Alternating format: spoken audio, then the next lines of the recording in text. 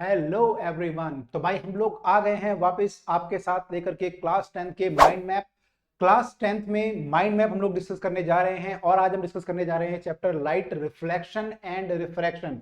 तो भाई ये माइंड मैप पूरा बनाया गया है कि पूरे चैप्टर को आप एक बार गो थ्रू कर पाए। अगर आपने पूरा चैप्टर पढ़ लिया है, एक बार आपको ब्रश अप करना है, तो ये माइंड मैप है आपके लिए बहुत ही इंपॉर्टेंट। तो भाई सब लोग इसको देखें। जो लोग चैप्टर स्टार्ट करना चाहते हैं उनके लिए भी इंपॉर्टेंट है कि क्या क्या उसमें पढ़ना है, और जो लोग चैप्टर को कर चुके हैं उनके लिए भी इंपॉर्टेंट है कि कैसे उनको पूरे का पूरा चैप्टर एक बार से ब्रश अप करना है। तो स्टार्ट करते हैं आज रिफ्लेक्शन एंड रिफ्रैक्शन।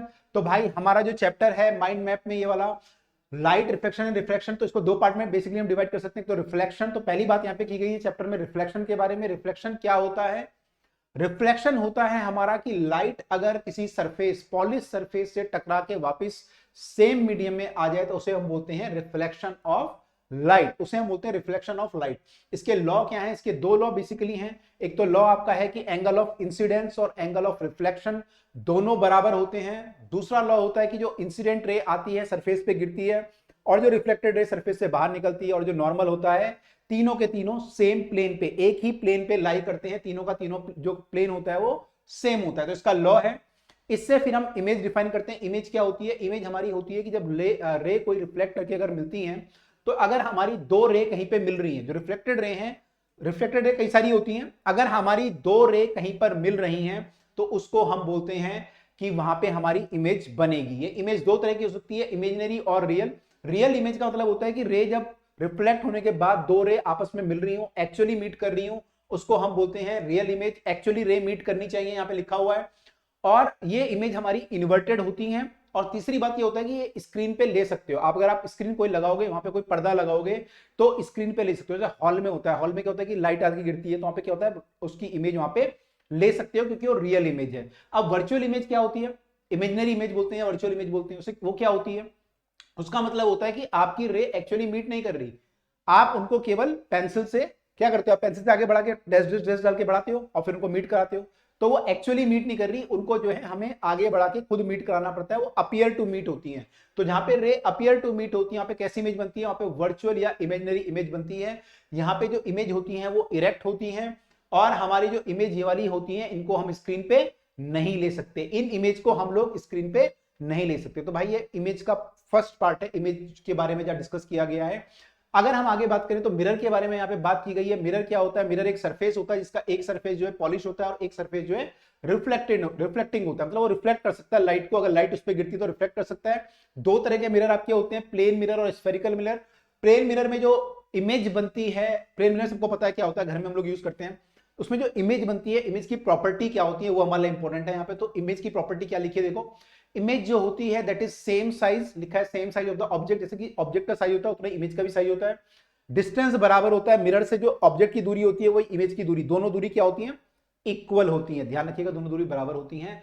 वर्चुअल और इरेक्ट इमेज बनती है, सीधी इमेज बनती है। ऐसा होता है कभी आप बाल बना रहे हो और मिरर में आपकी उल्टी इमेज बन जाए कि आपके जो है उल्टा आप दिख रहे हो, ऐसा होता है? नहीं होता ना, आपकी इमेज हमेशा सीधी इमेज बनती है। तो इसको बोलते हैं इरेक्ट इमेज, और ये वर्चुअल होती है। यहाँ पे एक्चुअल इमेज नहीं बनती है, मतलब रियल इमेज नहीं बनती है, वर्चुअल इमेज बनती है। ठीक है। उसके बाद इमेज जो होती है लेटरली इन्वर्टेड होती है। लेटरली इन्वर्टेड का मतलब होता है लेफ्ट साइड राइट और राइट लेफ्ट। हमें कई बार कंफ्यूजन होता है, राइट और लेफ्ट में कंफ्यूजन होता है अगर बाल बाल बनाते हैं कि राइट है या लेफ्ट है।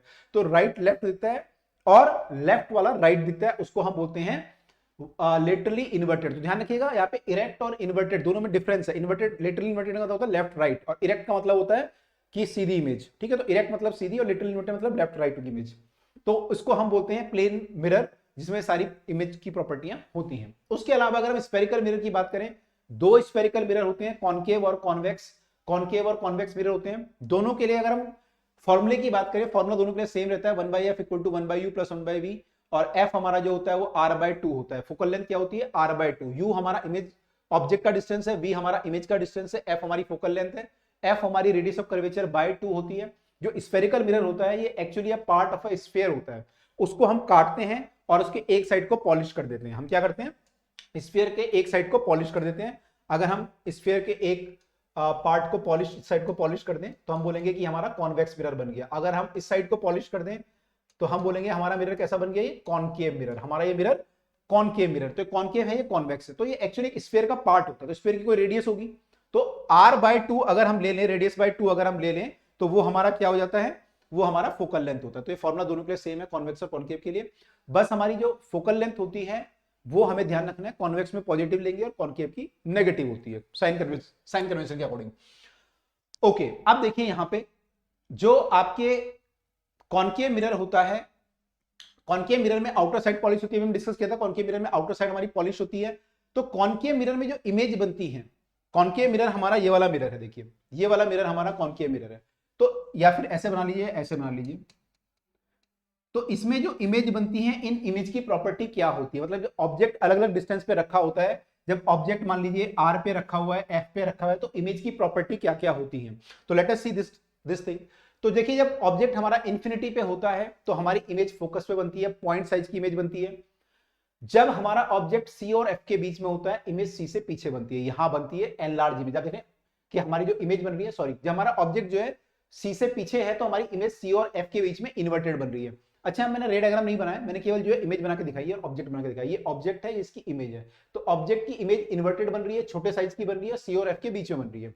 अगर ये हमारा ऑब्जेक्ट सी पे आया तो इमेज भी हमारी सी पे आई, इक्वल साइज की हो जाती है, इन्वर्टेड है अभी भी। अगर ऑब्जेक्ट और आगे आया तो इमेज पीछे चली जाती है। देखो ऑब्जेक्ट आगे आ रहा है ब्लू वाला और इमेज पीछे जा रही है रेड वाली।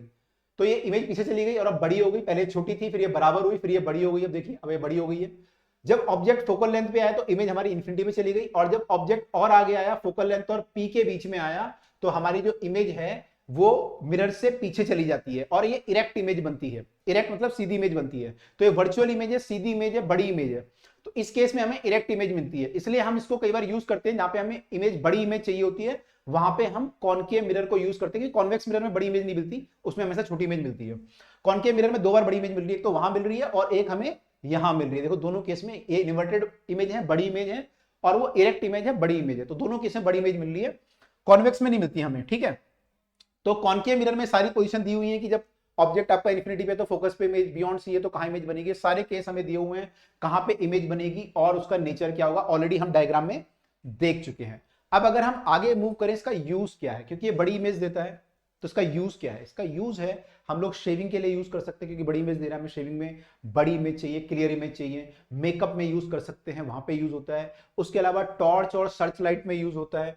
डेंटिस्ट यूज करते हैं, डेंटिस्ट क्यों यूज करेंगे, डेंटिस्ट आपके जो कैविटी को देखने के लिए, दांत की जो कैविटी होती है, बड़ी इमेज चाहिए। टॉर्च और सर्च लाइट में क्यों यूज होता है, टॉर्च और सर्च लाइट में इसलिए यूज होता है इसका एक्चुअली कि अगर हम यहां पे बल्ब लगा दें, मान लो बल्ब यहां पे लगा दिया, हमारा मिरर है और यहां पे बल्ब लगाए, तो हमारी जो रे आएंगी वो ऐसे, अगर फोकस पे हम बल्ब लगा दें तो रे हमारी ऐसे हो जाएंगी पैरेलल, तो हमें एक पैरेलल बीम ऑफ लाइट मिलेगा। तो इसलिए हम लोग पैरेलल बीम ऑफ लाइट हमें मिले, इसलिए हम लोग इसको यूज करते हैं, गाड़ियों में भी यूज करते हैं, टॉर्च और सर्च लाइट में भी इसका यूज होता है। तो ये कॉनकेव मिरर के यूज हुए, तो इसके यूज हुए। अब आते हैं कॉन्वेक्स मिरर की बात करते हैं। कॉन्वेक्स मिरर में इनर साइड को हम पॉलिश कर देते हैं और इसमें दो तरह की इमेज बनती है। इनर साइड को पॉलिश अगर हम कर देंगे, देखिए कॉन्वेक्स मिरर है, अगर हम इसको पॉलिश कर दें इनर साइड को, ये स्फीयर की अंदर वाली साइड, अगर ये पूरा स्फीयर था तो ये अंदर वाली साइड को हमने पॉलिश कर दिया, तो अब जो रे आएगी वो यहाँ पे आएगी। तो दो केस होते हैं कि रे आपकी या तो इन्फिनिटी से आ रही हो, तो इस केस में क्या होता है, आपकी जो इमेज बनती है वो पीछे बनती है फोकस पे, और वो वर्चुअल इमेज है, क्योंकि रे एक्चुअली देखिए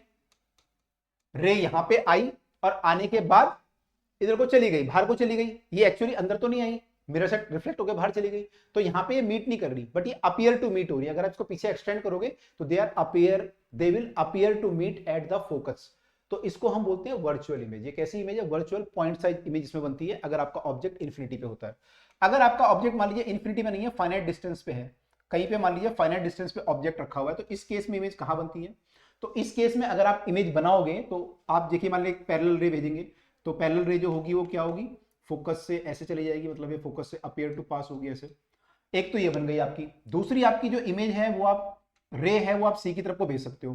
तो कोई रे अगर सी की तरफ को जाती है तो आपको पता होगा कि कोई भी रे अगर सी की तरफ को जाती है तो अपने पास से रिफ्लेक्ट हो जाती है, तो ये इसी पास से रिफ्लेक्ट हो जाएगी। तो ये एक रिफ्लेक्टेड रे ये बन गई और एक रिफ्लेक्टेड रे ये बन गई। अब ये दोनों अपीयर टू मीट कहां पे हो रही है, यहाँ पे।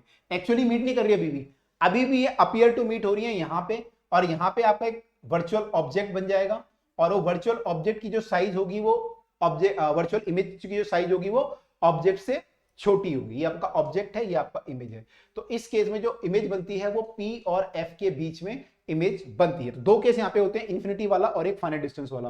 तो अगर आप यहाँ पे देखें, यहाँ पे लिखा भी हुआ है कि आपकी जो इमेज होती है इन्फिनिटी, जब आपका ऑब्जेक्ट होता है तो फोकस पे इमेज बनती है, और ये पॉइंट साइज की होती है। जब आपका ऑब्जेक्ट फाइनाइट डिस्टेंस पे होता है तो इमेज हमारी बिटवीन एफ एंड पी बनती है, डिमिनिश छोटी इमेज बनती है, वर्चुअल होती है, इरेक्ट होती है, यहाँ पे लिखा नहीं हुआ लेकिन वर्चुअल इरेक्ट भी होती है। तो ये भी इसकी एक प्रॉपर्टी है।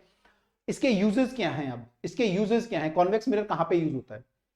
कॉन्वेक्स मिरर आपको छोटी इमेज दे रहा है तो हम लोग इसको व्हीकल में यूज करते हैं, रियर व्यू मिरर की तरह। आपने देखो गाड़ी चलाते हैं पीछे की तरफ कोई देखते हैं ट्रैफिक को, तो वहां पे कॉन्वेक्स मिरर यूज होता है क्योंकि आपको पीछे की इमेज चाहिए और छोटी इमेज चाहिए। क्योंकि मान लो अगर बड़ी इमेज आपको मिलेगी तो क्या होगा कि आपके पूरे मिरर में एक ही ट्रक दिखेगा, एक ही कार दिखेगी, लेकिन आप चाहते हो कि सारी कारें दिखे, पीछे से जो भी आ रहा है सबको दिखे, तो आपको छोटी इमेज चाहिए होती है और सीधी इमेज भी चाहिए होती है ना। जो कॉन्केव मिरर है उसमें उल्टी इमेज भी आती है कई बार, तो आप नहीं चाहते कि ट्रक की उल्टी इमेज आपको आए, तो आप चाहते हो हमेशा सीधी इमेज आए। तो कॉन्वेक्स मिरर हमेशा सीधी इमेज देता है, इसलिए हम कॉन्वेक्स मिरर को यहाँ पे यूज करते हैं रियर व्यू मिरर की तरह। हम शॉप्स में यूज करते हैं, शॉप्स में हम लगाते हैं तो हमें पूरा दिखता है सब जगह। जो भी लोग शॉपिंग कर रहे हैं, कोई मतलब गड़बड़ी तो नहीं कर रहा, कोई जो है जेब में तो नहीं डाल रहा कुछ चीज, तो वो दिख जाता है यहाँ पे। तो हम शॉप में इसको यूज करते हैं। उसके अलावा जो टर्न्स आपके होते हैं, पहाड़ों पे जो टर्न आते हैं, तो वहां पे आपने देखा होगा कि मिरर होता है तो उसमें दोनों तरफ की गाड़ियां दिखती हैं। अगर इधर से कोई आ रहा है उसको उधर को गाड़ी दिखती है, और जो इधर से आ रहा है उसको इधर की गाड़ी दिखती है, तो आराम से वो लोग टर्न ले सकते हैं बिना किसी परेशानी के। तो वहां पे हम लोग इसका यूज करते हैं। तो ये हुआ कॉन्वेक्स मिरर, ये हुआ कॉनकेव मिरर। तो ये हमारे मिरर की कहानी यहां पे खत्म हुई। अब अगर हम बात करें रिफ्रैक्शन की, तो रिफ्रैक्शन वाला पार्ट खत्म हुआ। रिफ्रैक्शन वाला पार्ट अगर हम बात करें, रिफ्रैक्शन का मतलब होता है कि लाइट जब एक मीडियम से दूसरे मीडियम में जाती है तो बैंड कर जाती है when it goes from one medium to the other. अगर डेंसर मीडियम में जाती है तो टुवर्ड द नॉर्मल बैंड करती है, रेयर में जाती है तो अवे फ्रॉम द नॉर्मल वो बेंड करती है। ये इसकी प्रॉपर्टी होती है। इसके लॉ क्या है? इसके लॉ है एक तो साइन आई, जो एंगल ऑफ इंसिडेंस होता है उसका साइन, और जो एंगल ऑफ रिफ्रैक्शन होता है उसका आर, साइन आर, दोनों का रेशो जो है कांस्टेंट होता है। इसको हम बोलते हैं रिफ्रैक्टिव इंडेक्स एन। तो ये डिपेंड करता है दोनों मीडियम पे कि मीडियम क्या है आपके, तो एक कांस्टेंट रहता है। अगर आप आई को चेंज करोगे तो आर भी चेंज हो जाएगा, लेकिन इनका रेशो हमेशा एन के बराबर ही आएगा। तो इसको हम बोलते हैं स्नेल्स लॉ। दूसरा लॉ ये बोलता है कि जो रे आ रही है, इंसिडेंट रे और जो रिफ्लेक्टेड रे है और जो नॉर्मल है, अगेन वो तीनों के तीनों क्या होंगे? सेम प्लेन पर ही लाई करेंगे। तो ये भी एक और लॉ होता है हमारा, सेम प्लेन पे लाई करेंगे। अब जो रिफ्रैक्टिव इंडेक्स ऐसे निकल के आया है, रिफ्रैक्टिव इंडेक्स हमारा sine i by sine r है। रिफ्रैक्टिव इंडेक्स को हम डिफाइन एक और तरीके से करते हैं कि लाइट की स्पीड, लाइट हमारी आ रही है, लाइट की स्पीड वैक्यूम में c थी, बाहर जो थी वो स्पीड c थी, मीडियम में आने के बाद v1 हो गई, तो हम बोलेंगे refractive index of this medium, मान लीजिए ग्लास है सपोज, तो ग्लास का जो रिफ्रैक्टिव इंडेक्स हो जाएगा वो हो जाएगा c बाय v1। ऐसे ही मान लीजिए लाइट आपकी पानी में चली गई, मान लीजिए पानी भरा हुआ है, पानी में लाइट चली गई, तो पानी में जो स्पीड होगी लाइट की, मान लीजिए v2 है, पानी में स्पीड क्या है? v2 है। तो पानी में स्पीड मान लीजिए मेरी v2 है, तो लाइट आई तो ये बेंड करेगी टुवर्ड द नॉर्मल, और ये स्पीड मान लीजिए v2 है, तो यहाँ पे जो refractive index of the water होगा वो हो जाएगा v2 by c by v2। c by v2 हमारा refractive index in the water हो जाएगा, तो इसको हम बोलेंगे refractive index of the in the water. अच्छा, एक चीज और ध्यान रखिएगा, रिफ्रैक्टिव इंडेक्स क्योंकि वेलोसिटी का रेशियो है, वेलोसिटी बाय वेलोसिटी है, तो यूनिट कट जाती है यहाँ पे, तो रिफ्रैक्टिव इंडेक्स की कोई भी यूनिट नहीं होती। यहाँ पे लिखा भी हुआ है कि there is no unit of the refractive index. तो इसको हम बोलते हैं रिफ्रैक्टिव इंडेक्स। एक और रिफ्रैक्टिव इंडेक्स होता है, इसको बोलते हैं रिलेटिव रिफ्रैक्टिव इंडेक्स। एक तो होता है एब्सोल्यूट, जो हमने अभी निकाला कि वैक्यूम में स्पीड कितनी है, मीडियम में कितनी है, उसको बोलते हैं एब्सोल्यूट। एक होता है रिलेटिव। रिलेटिव का मतलब क्या होता है? ये वाला रिलेटिव नहीं है, रिश्तेदार वाला, ये रिलेटिव मतलब कि इसके रिस्पेक्ट में उसका। मान लीजिए हमें वो निकालना है कि refractive index of water with respect to glass, मतलब ग्लास के कंपैरिजन में वाटर का इंडेक्स कितना है, रिफ्रैक्टिव इंडेक्स। तो हम लिखेंगे refractive index of the water divide by refractive index of the glass, ये लिखेंगे। तो refractive index of water by glass करेंगे। वाटर का इंडेक्स क्या था हमारा? c by velocity in the water, और ये हो जाएगा c by velocity in the glass. तो भाई ये c से c तो कट जाएगा, तो ये आएगा velocity in the glass upon में वेलोसिटी ऑफ द वाटर। तो इसको हम बोलेंगे रिलेटिव रिफ्रैक्टिव इंडेक्स। इसको क्या बोलेंगे? Relative refractive index. एक चीज और ध्यान रखिएगा, ये जो इंडेक्स आपका आता है हमेशा मोर देन 1 आता है, क्योंकि c की वैल्यू सबसे ज्यादा होती है। स्पीड ऑफ लाइट जो होती है वैक्यूम में सबसे ज्यादा होती है। कितनी वैल्यू होती है ये? 3 इंटू 10⁸ मीटर पर सेकेंड, ये हमारी स्पीड ऑफ लाइट होती है वैक्यूम में। तो इससे ज्यादा कोई होगा नहीं, तो ये हमेशा बड़ा रहेगा इससे, तो ये वैल्यू 1 से ज्यादा आएगी। लेकिन ये वाली वैल्यू जो होती है इसमें c तो है नहीं, v का रेशो है, तो ये वैल्यू 1 से कम भी हो सकती है, ज्यादा भी हो सकती है, कुछ भी हो सकता है ना। किसमें स्पीड ज्यादा होगी, किसमें कम होगी, तो ये कुछ भी हो सकता है, लेस देन 1 मोर देन 1। तो रिलेटिव इंडेक्स जो होता है ये लेस देन 1 मोर देन 1 कुछ भी हो सकता है, लेकिन जो आपका एब्सोल्यूट इंडेक्स है हमेशा मोर देन 1 होगा। जैसे ग्लास का इंडेक्स है तो 1 से ज्यादा है, वाटर का 1 से ज्यादा होता है, सबका 1 से ज्यादा होता है, ठीक है। तो ये हमारा हुआ रिफ्रैक्टिव इंडेक्स की डेफिनेशन। तो ये रिफ्रैक्टिव इंडेक्स हुआ। अब जो हमारी लाइट आती है, जो बैंड होती है, दो तरह से हम लोग इसको देखते हैं। तो हम देखते हैं कि ग्लास स्लैब अगर हम लें, पैरेलल ग्लास स्लैब, उसमें क्या होता है, तो तो पैरेलल ग्लास स्लैब में जो इंसिडेंट रे आती है वो रिफ्रैक्ट होने के बाद टुवर्ड द नॉर्मल, फिर बाहर निकल जाती है, फिर दोबारा रिफ्रैक्ट होती है और फिर दोबारा बाहर निकल जाती है। तो इसमें क्या होता है, ये जो इंसिडेंट रे होती है और ये रे जो बाहर निकली है इसको हम बोलते हैं इमर्जेंट रे।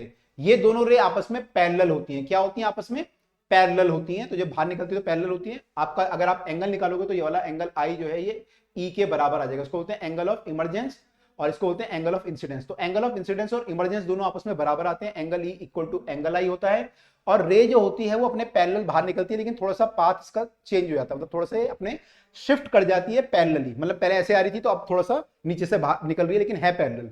तो इसको जो शिफ्ट हुआ है एल एम की जो वैल्यू है यहाँ पे जो हमने एल एम लिखा है, जो शिफ्ट हुआ है, रे पहले यहाँ पे जानी चाहिए थी बाहर अगर सीधी जाती तो, लेकिन अब यहां से बाहर निकल रही है, तो इसको जो शिफ्ट हुआ है इसको बोलते हैं लेटरल शिफ्ट। इसको हम बोलते हैं लेटरल शिफ्ट। तो ये भी ध्यान रखिएगा यहाँ पे।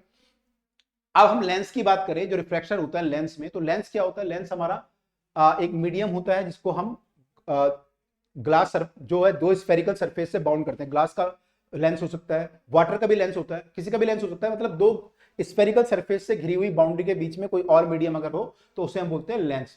तो इसे हम बोलते हैं thick glass bounded by two spherical surfaces. दो तरह के हम लोग पढ़ते हैं यहाँ पे, कॉन्वेक्स लेंस और कॉनकेव लेंस। कॉन्वेक्स लेंस का मतलब होता है थिक फ्रॉम द सेंटर, जो बीच में से मोटा होता है उसको बोलते हैं कॉन्वेक्स लेंस, और कन्वर्जिंग लेंस भी बोलते हैं इसको। इसमें जो इमेज बनती है उनकी कई सारी पॉसिबिलिटी होती है। तो अगर हम देखें कॉन्वेक्स मिरर जो कॉन्वेक्स लेंस जो इमेज बनाता है उसमें कई सारी पॉसिबिलिटी है। जैसे मान लीजिए आपका ऑब्जेक्ट इन्फिनिटी पे तो इमेज आपकी फोकस पे बनती है। अगर आपका ऑब्जेक्ट जो है 2f के पीछे है, माने इन्फिनिटी से आगे है लेकिन 2f के पीछे है, तो इमेज हमारी f और 2f के बीच में छोटी इमेज, इन्वर्टेड इमेज बनती है। अगर ऑब्जेक्ट 2f पे आ गए तो इमेज भी 2f पे आ जाती है, इन्वर्टेड है लेकिन इक्वल साइज है, इक्वल साइज की इमेज है, इक्वल साइज की, ठीक है। यहां पे देखिए तो ऑब्जेक्ट और आगे आया, इमेज और पीछे चली गई, ऑब्जेक्ट जो है यहां पे आया, इमेज पीछे चली गई और बड़ी हो गई, इन्वर्टेड इमेज है, 2f से पीछे बन रही है। ऑब्जेक्ट f पे आया, इमेज इन्फिनिटी पे चली गई, उल्टा हो गया, देखो इन्फिनिटी से f पे बन रहा था, यहाँ पे f से इन्फिनिटी पे चली गई इमेज। इस केस में हमारी जो है मैग्नीफाइड इमेज बनेगी, इन्वर्टेड इमेज बनेगी, वर्चुअल इमेज बनेगी। और अगर ऑब्जेक्ट r आगे आ गया, f से भी आगे आ गया, ऑप्टिक सेंटर के बीच में, ये ऑप्टिक सेंटर हमारा होता है, f के बीच में अगर ऑब्जेक्ट आ गया तो इमेज जो है फिर पीछे बनती है। और ये इमेज जो होती है इरेक्ट और वर्चुअल इमेज होती है। कैसी होती है? इरेक्ट, वर्चुअल और मैग्नीफाइड इमेज इस केस में हमारी बनती है। तो ये सारे केस हमें ध्यान रखने हैं। ये सारे केस हमने यहां पे भी लिख दिए हैं आपके लिए। अगर आप देखेंगे यहां पे तो यहां पे भी सारे केसेस लिखे गए हैं। एफ अगर हमारा ऑब्जेक्ट इन्फिनिटी पे तो इमेज कहां पे बनेगी, 2f पे कहां पे बनेगी, सारे केस यहां पे लिखे हुए हैं। ये कॉन्वेक्स मिरर का केस हुआ। कॉनकेव मिरर में, सॉरी कॉन्वेक्स लेंस का केस हुआ। कॉनकेव लेंस में दो ही केस बनते हैं हमारे। कॉनकेव लेंस क्या होता है? जो बीच में से थिन होता है, उसमें दो ही केस होते हैं। एक तो ऑब्जेक्ट अगर इन्फिनिटी पे तो इमेज हमारी f पे बनती है, और अगर हमारा ऑब्जेक्ट फाइनाइट डिस्टेंस पे रखा हुआ है तो इमेज हमारी between focus and optic centre हमेशा जो होती है फोकस और ऑप्टिक सेंटर के बीच में बनती है, जो कि डिमिनिश्ड होती है, इरेक्ट होती है, वर्चुअल होती है। छोटी इमेज बनती है और सीधी इमेज बनती है एफ एंड ओ के बीच में। तो इसको ये दो केस यहाँ पे होते हैं केवल, इसमें कई सारे केस होते हैं। तो आपको ध्यान रखने सारे केस आपके लिए बहुत महत्वपूर्ण है, पेपर में कई बार इसकी जरूरत पड़ जाती है, तो ध्यान रखिएगा। ये फॉर्मूले दोनों लेंस के लिए सेम है, 1/f equal to 1/v minus 1/u। v हमारा इमेज डिस्टेंस है, u हमारा ऑब्जेक्ट डिस्टेंस है। मैग्निफिकेशन जो होता है v/u होता है। अच्छा, वहां पे मैग्निफिकेशन जो था वो हमारा -v/u था, हमने देखा नहीं, यहाँ पे -v/u है मिरर के केस में, और यहाँ पे क्या है v/u। तो मैग्निफिकेशन हमारा v/u होता है। उसके अलावा एक चीज हम और डिफाइन करते हैं लेंस के केस में, इसको बोलते हैं power of the lens. Power, तो पावर हमारी जो होती है 1/f होती है, 1 फोकल लेंथ। लेकिन फोकल लेंथ का ध्यान रखिएगा हमेशा किस में लेनी है? मीटर में, क्योंकि फोकल लेंथ क्या होती है सेंटीमीटर में यूजुअली क्वेश्चन में दी होती है, आपको मीटर में लेनी है, तो आपका फॉर्मूला 1/f सही है। लेकिन अगर सेंटीमीटर में दी हुई है तो आप क्या लिख सकते हो? 100/f। तो देखिए लिखा है ना f इन सेंटीमीटर। अगर आपकी फोकल लेंथ सेंटीमीटर में तो 100/f। जैसे मान लीजिए हमारी फोकल लेंथ दी हुई है 20 सेंटीमीटर, तो पावर हो जाएगी 100/20 यानी 5 हो जाएगी, 5 डायोप्टर। इसकी यूनिट क्या होती है? डायोप्टर लिखा हुआ है यहाँ पे, यूनिट इज डायोप्टर। तो हमारी जो पावर हो जाएगी वो 5 डायोप्टर हो जाएगी। फोकल लेंथ हमारी प्लस या माइनस हो सकती है, कॉन्वेक्स लेंस की प्लस होती है, कॉनकेव की माइनस होती है, तो अकॉर्डिंगली हमारी पावर भी प्लस या माइनस आएगी। और पावर का जो, अगर हम लेंस को साथ साथ रखें, कॉम्बिनेशन में रखें, तो पावर जो होती है सबकी ऐड हो जाती है। तो पावर जो नेट पावर आती है, मान लीजिए 3-4 लेंस हमारे कॉन्टेक्ट में है, तो नेट पावर जो आती है वो P1 plus P2 plus P3 करके हमारी आती है। तो उसे हम बोलते हैं net power of the lenses. तो भाई इस तरीके से आई थिंक हमने सारी चीजें यहाँ पे कवर कर ली हैं जो भी आपके लिए इंपॉर्टेंट है। तो भाई उसके अलावा हम लोगों ने वन शॉट इसके जो है चैप्टर के इंपॉर्टेंट क्वेश्चन और भी कई सारी चीजें भाई डाल दी हैं, तो आप जो है प्लेलिस्ट पे जाके चेक कर सकते हैं और पूरे चैप्टर को बिल्कुल ढंग से पढ़ सकते हैं। तो अब मिलते हैं हम आपसे अगले चैप्टर के माइंड मैप के साथ, अगले कंसेप्ट के साथ। Till then bye and take care.